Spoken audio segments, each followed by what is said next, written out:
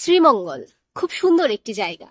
নিজের যাওয়া না হলেও প্রযুক্তির কল্যাণে আমি জানতে পেরেছি শ্রীমঙ্গল সম্পর্কে।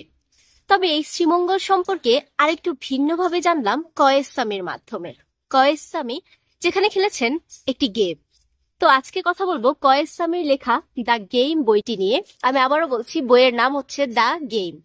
এটি একটি সাইকোলজিক্যাল থ্রিলার এবং এই থ্রিলারের কাহিনী শুরু হয় শ্রীমঙ্গলে। তো এটি মূলত শুরু হয় এমন ভাবে যে ফারহা সব জানে। ফারহা ফারহা হচ্ছে এমন একজনের ওয়াইফ যার হাজবেন্ড পরকিয়া করছে। তো ফারহা আসলে সবই জানে, কিন্তু তারপরেও সে চুপ করে আছে। সে চাচ্ছে তার স্বামীকে দ্বিতীয়বার সুযোগ দেওয়ার জন্য। তার স্বামী আতাউর, যে একজন কলেজের শিক্ষক। তো আতাউর তার কলেজেই একজন স্টুডেন্টকে ভর্তি করাতে আসা একটি মেয়ের প্রেমে পড়ে যায়। মেয়েটির নাম হচ্ছে শিউলি, যদিও শিউলি নিজেও বিবাহিত। তো মানে এক বিবাহিত কাপল আরেক বিবাহিত কাপল, দুটো কাপলের মধ্যকার যে হচ্ছে গেম চলে, সেই গেমটি কয়েসামি তার এই বইতে দেখিয়েছেন। এখানে আতাউর হুট করে একদিন বলে যে হচ্ছে ঢাকা শহরে তার আর ভালো লাগছে না, সে শ্রীমঙ্গলে শিফট হতে যাচ্ছে। এবং ফারহাও কিছু না বলেই হচ্ছে তার এই যে শ্রীমঙ্গল যাওয়ার ব্যাপারটাতে রাজি হয়ে যায়। যদিও ফারহা জানে যে তার স্বামী কেন যাচ্ছে। তার স্বামী আসলে যাচ্ছে শিউলির কাছে, যে শিউলি কিছুদিন আগে তার স্বামী রায়হানের সাথে শ্রীমঙ্গলে শিফট হয়ে গিয়েছিল। শিউলির টানে আতাউরও এখন শ্রীমঙ্গল চলে যেতে চাচ্ছে। ফারহা সবকিছু জেনে শুনেও আতাউরকে শ্রীমঙ্গলে যেতে দেয়, মানে আতাউরের সাথে শ্রীমঙ্গলে শিফট হয়ে যায়। সেখানে তাদের নতুন করে সংসার শুরু হয়। ফারহা ভেবেছিল যে তার স্বামী হয়তোবা তার কাছে ফিরে আসবে, কিন্তু আতাউর তখনও ফিরে আসেনি। সে আবার শিউলির সাথে যোগাযোগ করে, আবার তাদের সম্পর্কটা রাখার চেষ্টা করে। তো এখানে দেখা যায় আতাউর নিজে ভাবছে সে শিউলির সাথে হচ্ছে সম্পর্কে যাচ্ছে, অন্যদিকে সে ফারহাকেও রাখতে চাচ্ছে। সে ফারহার সাথে গেম খেলছে। আবার ফারহা কি ভাবছে, সে তো সবই জানে, সে আতাউরের সাথে গেম খেলছে। তো এখানে অ্যাকচুয়ালি কে কার সাথে গেম খেলছে সেটা আপনারা বইটি একদম শেষ পর্যায়ে এসে জানতে পারবেন, যখন একটি খুন হয়ে যাবে। তো দুই দম্পতির মধ্যে একজনের খুন হয়ে যায় এবং অপরজনের উপরে দোষ পড়ে যায়।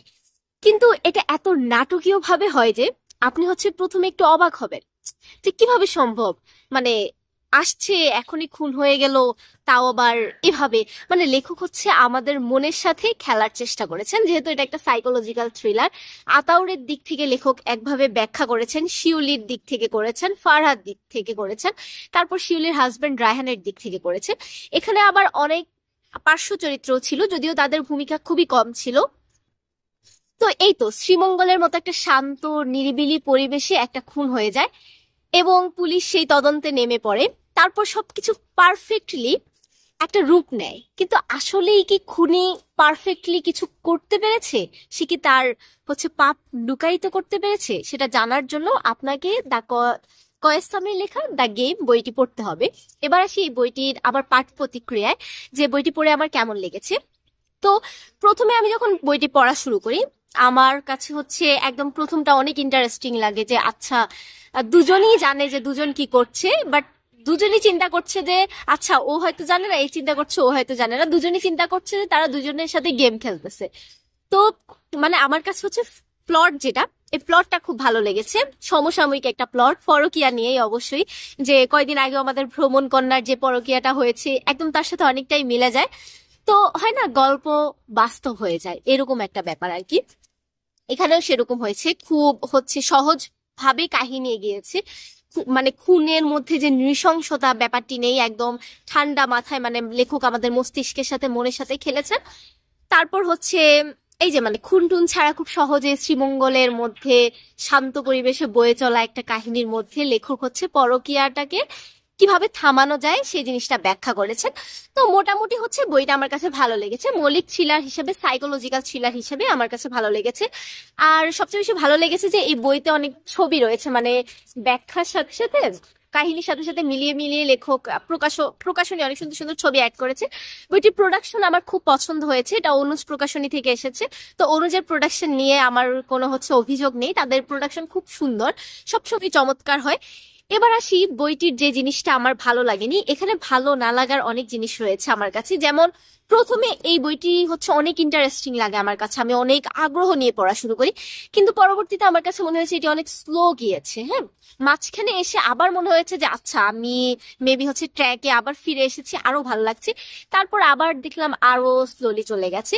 তারপরে এখানে মূল চরিত্রের বাইরে অনেকগুলো চরিত্র ছিল, যেমন আয়েশা খালা, আতাউরের মা বাবা, তারপর হচ্ছে আবির, এরা যারা ছিল এরা হচ্ছে মানে তেমন একটা প্রাধান্য পায়নি। ইভেন শিউলি যে এখানে খুব গুরুত্বপূর্ণ একটা ক্যারেক্টার প্লে করেছে, তাকেও আমি কেমন যেন একটা হচ্ছে নিস্তেজ পেয়েছি আর কি। আমার কাছে মনে হয়েছে যে ক্যারেক্টার ডেভেলপমেন্টে আরেকটু নজর দেওয়া দরকার ছিল। ক্যারেক্টার গুলো কেমন যেন নিষ্প্রাপ, মানে কেমন যেন ওদের ওদের কাছে প্রাণ নেই এরকম মনে হয়েছে।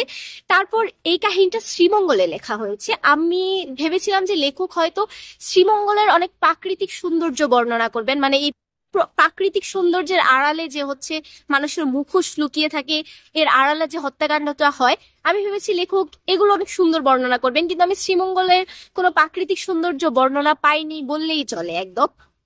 তারপর যেটা, সেটা হচ্ছে আতাউর, যে হচ্ছে মূল চরিত্র। তো এখানে হচ্ছে আমি যদি আতাউরের সমালোচনা করতে চাই তাহলে স্পয়লার দেওয়া হয়ে যাবে, তাই আমি সেটা করতে চাচ্ছি না। তবে আমার মনে হয়েছে যে আতাউর তার উদ্দেশ্য কি, তার উদ্দেশ্যটা কিন্তু সে ঢাকায় বসেও সফল করতে পারতো, কিন্তু তার জন্য হচ্ছে সুদূর শ্রীমঙ্গলে আসতে হয়েছে। তারপর সে কেনই বা শিউলির পিছনে ঘুরছে যখন সে জানে সে শিউলিকে বিয়ে করবে না আসলে। তাহলে মানে আমার কাছে হচ্ছে মনে হয়েছে যে তার লক্ষ্য যেটা সেটা ক্লিয়ার না, এরকম লেগেছে আমার কাছে।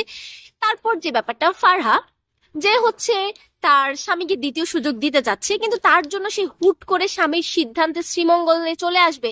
মানে ঢাকায় তার একটা কর্পোরেট লাইফ ছিল যেখানে সে খুব ভালো ছিল, বাস্তবতার মানে আলোকে যদি আমি চিন্তা করি তাহলে এটা একেবারে অসম্ভব ব্যাপার হবে যে একজন হচ্ছে কর্মজীবী নারীকে হুট করে শ্রীমঙ্গলে নিয়ে আসা হয়। সে জানে তার স্বামী পরকীয়া করছে, তারপরেও সে তার স্বামীর জন্য শ্রীমঙ্গল থেকে মানে ঢাকা থেকে শ্রীমঙ্গলে শিফট করে যাবে, যেখানে সে কাউকে চিনে না, সে অনেক নগরে অভ্যস্ত মহিলা, সে হুট করে গ্রামের শান্ত পরিবেশে চলে আসবে। তো এখানে ফারহার যে ব্যক্তিত্বটা সেটা আমার কাছে ভালো লাগেনি। তারপর যেগুলো ছিল সেটা হচ্ছে চরিত্রগুলো খুব দ্রুত সিদ্ধান্ত নিয়ে ফেলেছে। মানে এই বইটার টোটাল পৃষ্ঠা সংখ্যা হচ্ছে 187, সরি 188 বলা যায়, যে এরকম পৃষ্ঠা সংখ্যা, কিন্তু এখানে মনে হয়েছে যে কাহিনী হুট করে একদম দ্রুত এগিয়ে গেছে, মানে হুট করে একদম সমাপ্তিতে চলে আসছে। এতক্ষণ ধরে স্লোলি স্লোলি আমাদের মনের সাথে যে খেলাটা হয়েছে সেটা হুট করেই একদম সমাপ্তিতে চলে এসেছে। তো আমার মনে হয়েছে যে এটাই যে হচ্ছে চরিত্রগুলো খুব দ্রুত সিদ্ধান্ত নিয়ে ফেলেছে। তারপর লাস্টে যে আবির চরিত্রটা এসেছে, এই চরিত্রটা আনার যৌক্তিকতা কি আমি জানি না। মানে হয়তো যদি লেখক এটার পরবর্তী সিরিজ আনার কথা ভাবেন তাহলে হয়তো এই চরিত্রটা যৌক্তিক, কিন্তু হুট করে আবিরকে আবার ক্যারেক্টারে ঢোকানো, এই কাজটাও আমার কাছে হচ্ছে কেমন যেন হচ্ছে যৌক্তিক লাগেনি আর কি। তো এই আর কি, আমার মনে হয়েছে যে এই বইতে অনেকগুলো লেখকের হচ্ছে অনেকগুলো ত্রুটি রয়েছে যেগুলো আমার চোখে মনে হয়েছে। আমি জানি না যে অন্যরা পড়লে কেমন লাগবে। এর বাইরে যারা হচ্ছে খুব ঠান্ডা থ্রিলার পছন্দ করেন, মানে আপনি চাচ্ছেন কোনো খুন খারাপই হবে না, বা আপনি এমন কাউকে এই বইগুলো দিতে যাচ্ছেন যে হচ্ছে খুন খারাপ একদম পছন্দ করে না, নৃশংসতা পছন্দ করে না, তো তাদের জন্য হচ্ছে এই বইটা একদম বেস্ট, দ্য গেম। আর প্রোডাকশন তো অবশ্যই বললাম, প্রচ্ছদটা কিন্তু খুবই চমৎকার। এখানে প্রচ্ছদ একজন নারী হচ্ছে প্রতিনিধিত্ব করেছে। এই নারীকে ফারহা নাকি শিউলি সেটা আপনারা বইটি পড়লেই জানতে পারবেন। তো সব মিলিয়ে হচ্ছে বইটি ভালো লেগেছে, আপনারা পড়তে পারেন। সমালোচনা গুলো হচ্ছে যদি আপনার মনে হয় যে আচ্ছা এগুলো বাদ, এগুলো পরে আমি পড়তে পারবো বা আমি অনেক আগ্রহী, তাহলে আমি বলবো অবশ্যই এই বইটি পড়তে পারেন। তো এই বইটির মুদ্রিত মূল্য হচ্ছে 400 টাকা। প্রচ্ছদ করেছেন আদনান আহমেদ রিজন, এবং বললামই তো এটা হচ্ছে অনুজ প্রকাশনী থেকে এসেছি। এবং এই বইটি কিন্তু এখনো বাজারে আসেনি। বাজারে আসার আগে আমরা হচ্ছে কয়েকজন এই বইটি পেয়ে গেছি, কেউ গিভ ওয়েতে পেয়েছি, কেউ হচ্ছে উপহার হিসেবে পেয়েছি। তো এই বইটি হচ্ছে এখনো বাজারে আসেনি, আপনি কিন্তু এই বইটি পড়তে পারেন। বইমেলা 2026 লেখা যদিও, কিন্তু তার আগেই এই বইটি প্রকাশ হয়ে যাবে, কিছুদিনের মধ্যেই প্রকাশিত হয়ে যাবে। এবং যারা অগ্রিম এই বইটি পেয়েছেন, তারা যারা রিভিউ করবেন, রকমারি সাইটে রিভিউ দিবেন, অনুজ প্রকাশনীতে রিভিউ দিবেন, তারা কিন্তু এই রিভিউ থেকেও আবার 1000 টাকা মুদ্রিত মূল্যের বই উপহার পেতে পারবেন। তো আর কি, যারা বইটি পড়েছেন অবশ্যই রিভিউ দিবেন, ভালো খারাপ যাই হোক অবশ্যই রিভিউ জানাবেন। আজকে এই পর্যন্তই, ভালো থাকুন, সুস্থ থাকুন, আল্লাহ হাফেজ।